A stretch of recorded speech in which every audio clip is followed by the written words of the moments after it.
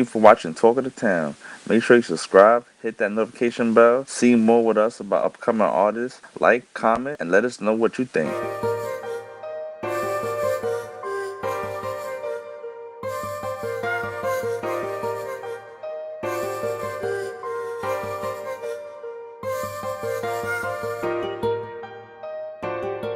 So I'm Coey, this is Elle, and we are How y'all doing?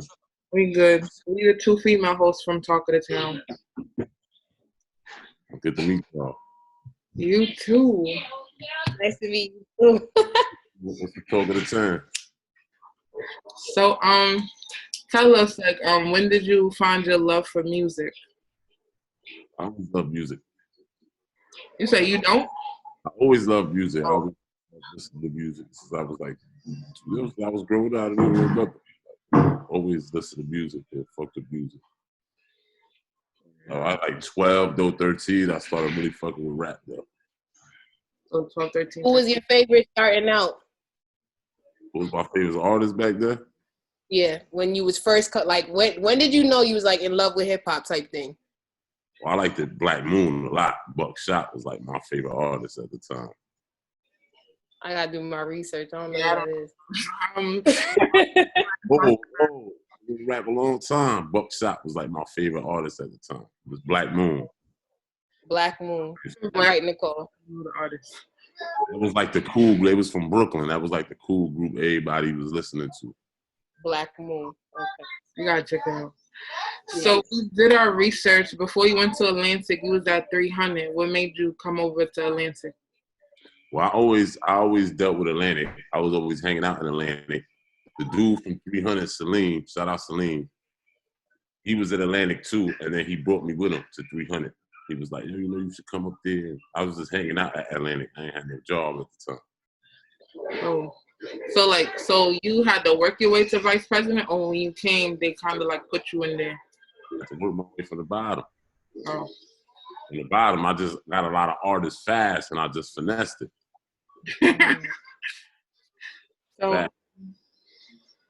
So who else did you get? Because you got Fetty Wap, A Boogie. I had signed Fetty, P&B, A Boogie, Kodak Black, XXX, the Shoreline Mafia. Oh, XX too? I didn't know XX. Facts. 22Gs. Yeah, 22.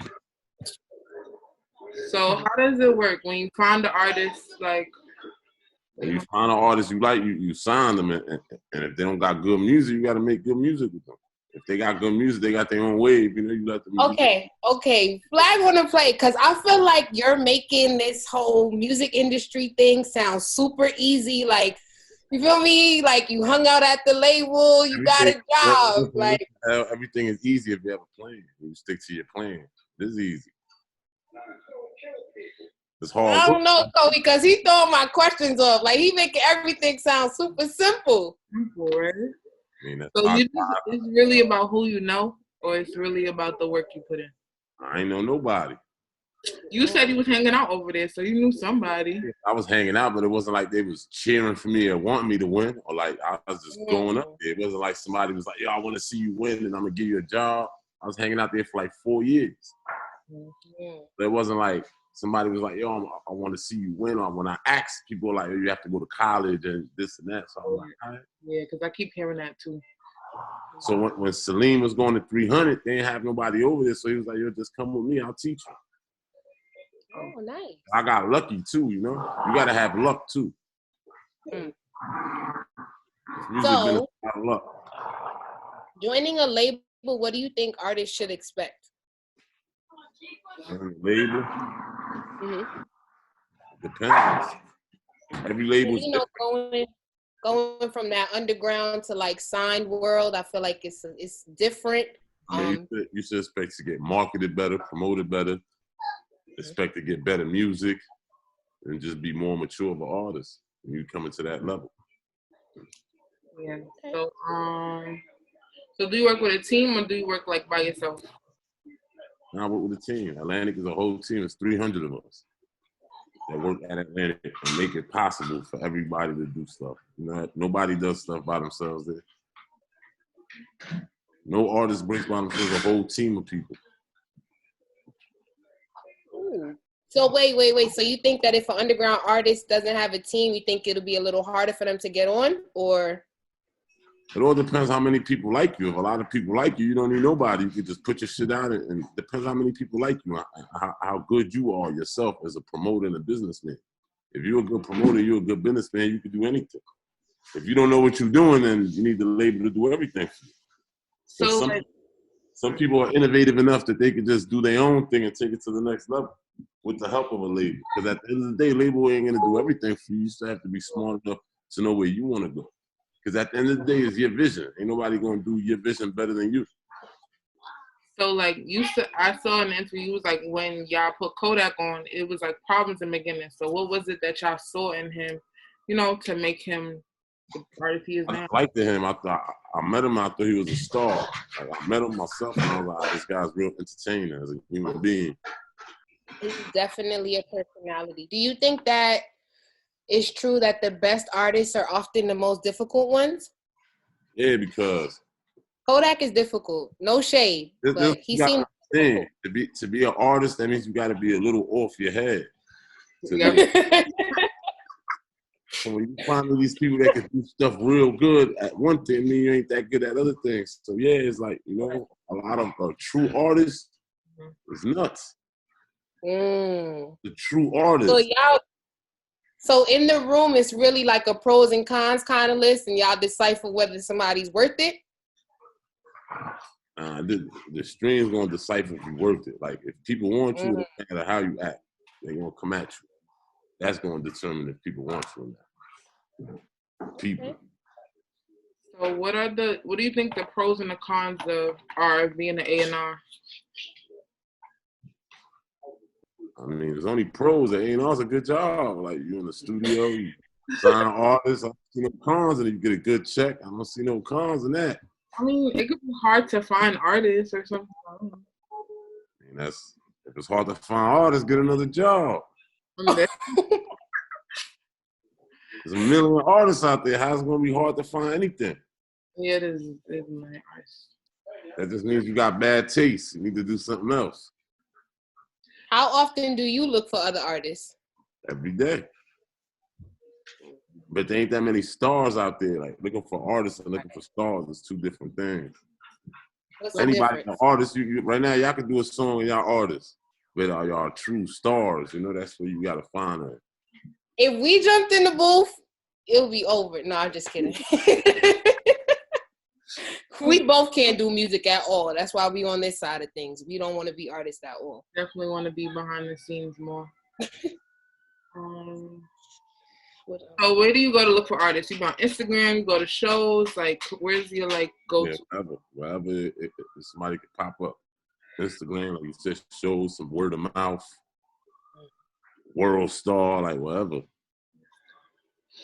So they gotta have a certain amount of views, or you could work with people. Like, is there certain requirements the person gotta have? Because everybody thinks it's about views. Everybody says views, but it's about being hot. If you're hot, of course you're gonna have a lot of views. It's not just about views, because you could buy the views and people know it's not hot and not fuck with it. So it's about you working on your craft, getting it to where people want to fuck with you. And if you work on your craft and you do something, you do something good and you make a good sound, people are gonna fuck with it. That's true. So, what are 3 things that you suggest underground artists should be doing right now, especially during quarantine? Writing, recording, and writing. That's it. Right. So, no matter for music videos now. I mean, it's always good to do videos. You always gotta promote yourself. But right now, people should be writing, making real creative, good stuff. Because you're in a quarantine, you should be coming out with something creative. Music ain't that creative as it used to be. So people should get a little more creative. So looking at your Instagram, it looks like, you could tell me if I'm wrong, you're a big fan of the Brooklyn drill scene. So what are your thoughts on that? You like the way Brooklyn is looking right now in the hip hop game, or? Yeah, I'm a big scene. Everything. I like everything that's new and sounds new. So Brooklyn got a new little cool sound. I just like people that do new stuff that don't sound repetitive. But they gotta hurry up too, because in a minute that sound gonna go. Somebody gotta cash in with a hit before somebody else does. So you think this is just a phase? You don't think this is us making our staple in hip hop with this new drill wave or whatever it's called? At the end, they used to need hit records. Phase or no phase. If you got hit good records, it'll last. If you don't, people just mumbling on these beats, nah. You're going to have somebody from somewhere else take one of them beats and start making real hits on them. I feel like people don't know what's going to be a hit. I feel like that's a luck thing, too. What you think? Yeah, I mean, nobody knows what's going to be a hit. It just happens. It's just magic in the booth. You don't know what record. I could give you a beat and you'd be like, this beat's definitely going to be a hit for this guy. And it's not. And then you could hear a beat that's, you don't even know what it is and you're not even that excited about it. But if you make a good hook on it and the melody's fire, it could be a hit. Yeah. So it's about the artist and the timing of the record, everything. Yeah, so everything goes into play. The marketing, everything, right? Everything. But it's really the people. Like, it's the people pick what they want at the end of the day. So do you have some... That's interesting to hear. Excuse me? Because I feel like most executives, I said it's interesting to hear an executive say that just because I feel like a lot of executives are very, they want it to transcribe on paper. They don't really care how the streets feel about it or how people receive it. If it's marketable, if they could sell it, then they'll sell it. So shout out to you for that. That's not really a question. That was more like a comment. You got to stick with the coach. The coach is always going to win. You can't beat the coach. So do you have any artists that are on your radar now? I got a couple new artists I'm working with right now. Yeah, we saw you with Bizzy. We saw you with We can't get a Talk of the Town exclusive? How y'all feel about Bizzy Bankz? He's definitely... You know we fans of him. You know we like Bizzy over here. Talk of the Town supports Bizzy. How y'all feel about the Ghost? Coach? We like it. He know what he asking, Coey. Coach don't got no flow like nobody else. Coach just coming raw. He ain't got nobody else's flow. His voice ain't like nobody. He don't sound like nobody else over there. Oh, you don't care that it was a diss song that got him the pop. It's just like long as he got that originality. Yeah, but anybody can make a diss song and make a pop.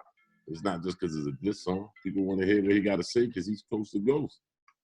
And he made a name for himself to where people care what he's saying. Mm-hmm. Anybody could just put out a diss record. They ain't gonna do the numbers he's doing that fast with nobody knowing who you are unless people really go back and ask about you and be like, I want to hear what he got to say. He's really I heard about him from Wu K like back then, but I didn't really hear him do a song by himself. So I was like, that's the first song by itself. I think it sounds pretty good. Yeah, almost. And you said it did like a mil. Yeah. Or it's almost like a mil. So people definitely want to hear what he got to say, and that's he wasn't on no sites. He ain't do no promotion on that. That's just him putting it out. Yeah. Organic. Are you like a fan of artists like that who are really coming from, not having much of a buzz and able to blow out? Do you like that kind of come up story?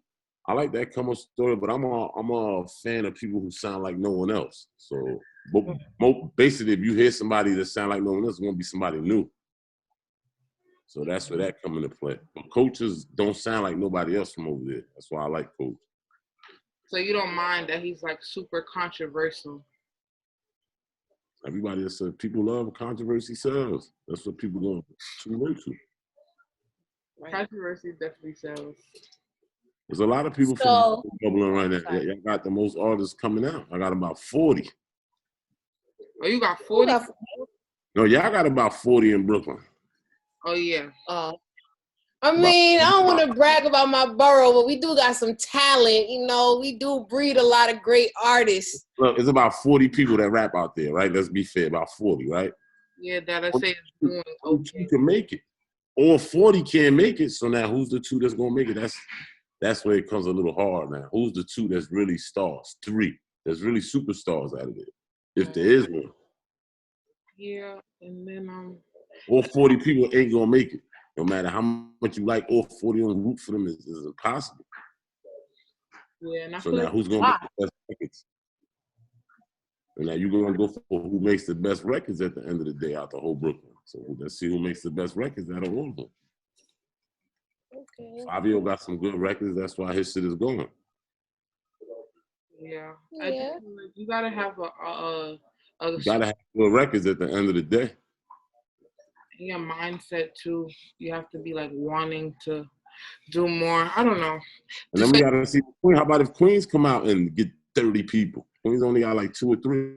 How about it in Harlem? Want to see what Brooklyn is doing. So now New York gonna have 300 people rapping. No shade to Queens, but nobody's checking for Queens artists. I seen a Queens rapper today say something like, nobody's checking for Queens all, but how about if all Queens is like, fuck, we just gonna listen to Queens people? See, and then Harlem be like, we just gonna support now. Brooklyn's hot because the whole New York support them.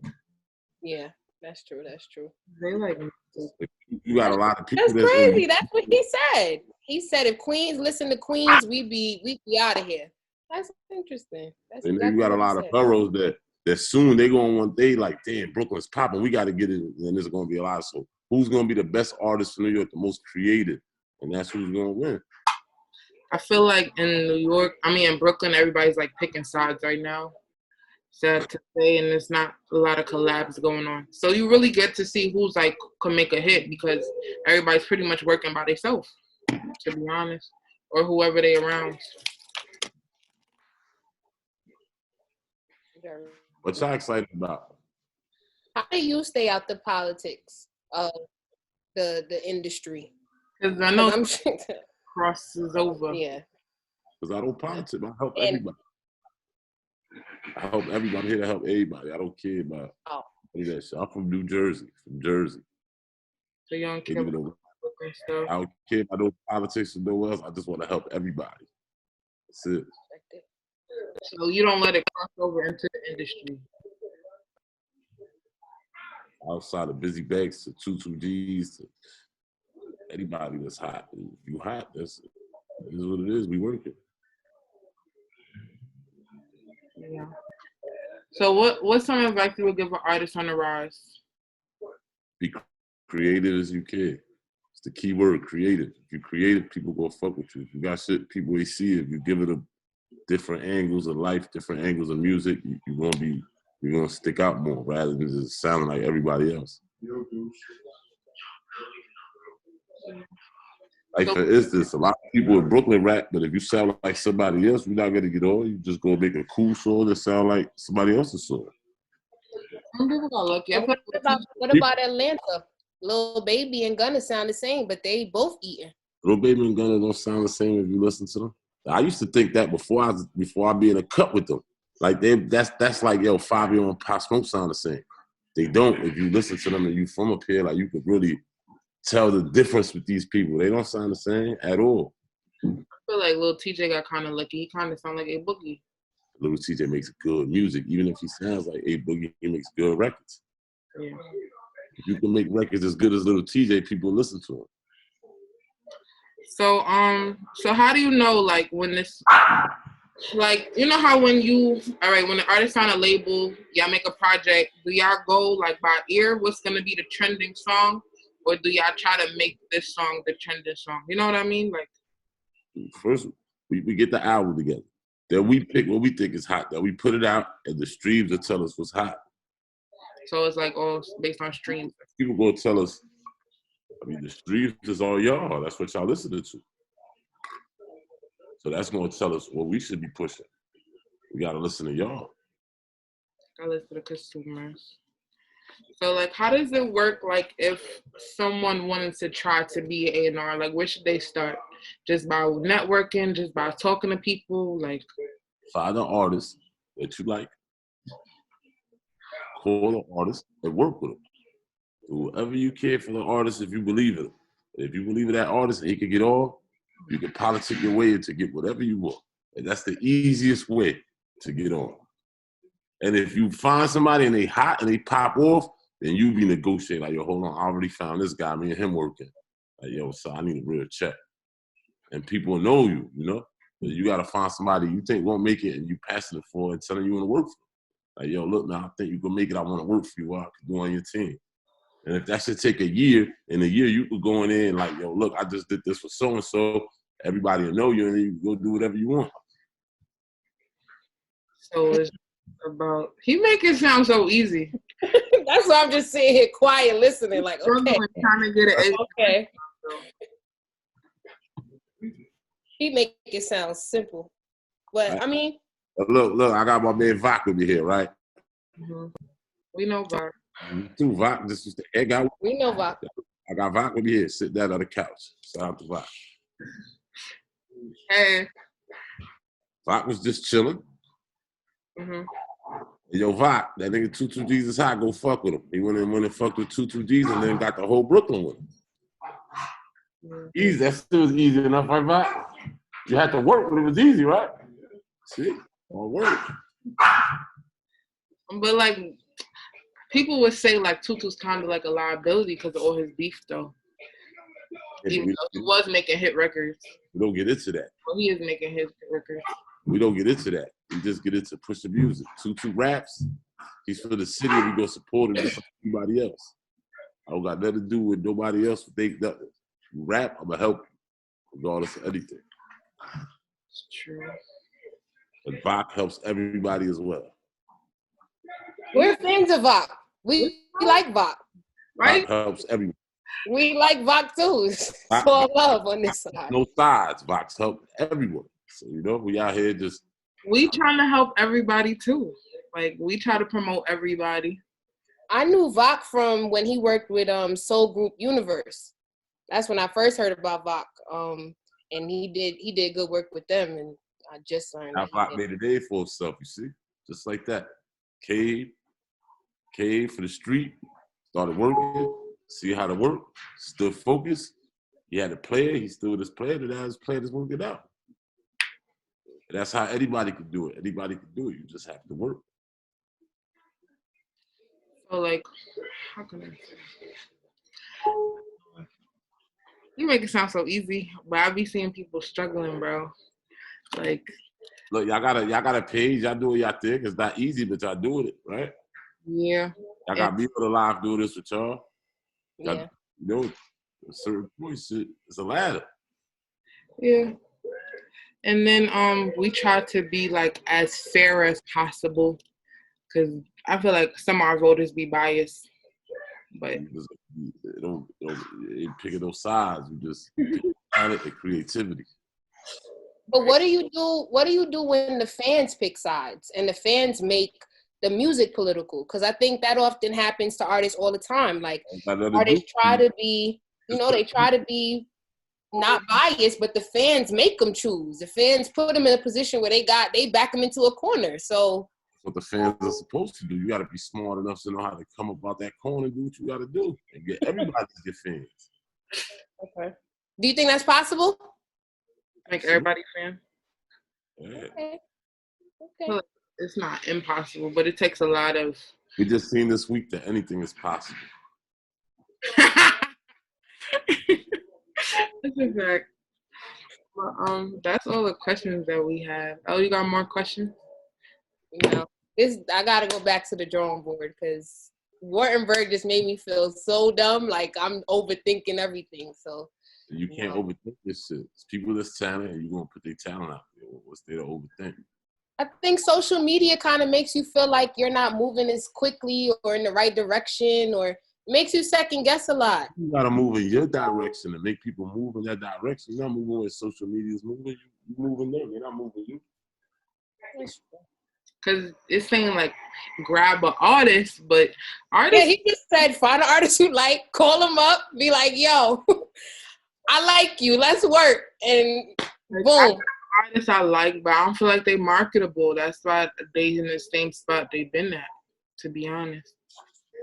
Yeah, but if they ain't marketable and that ain't all else you think it's going to go, you gotta fit all the check boxes.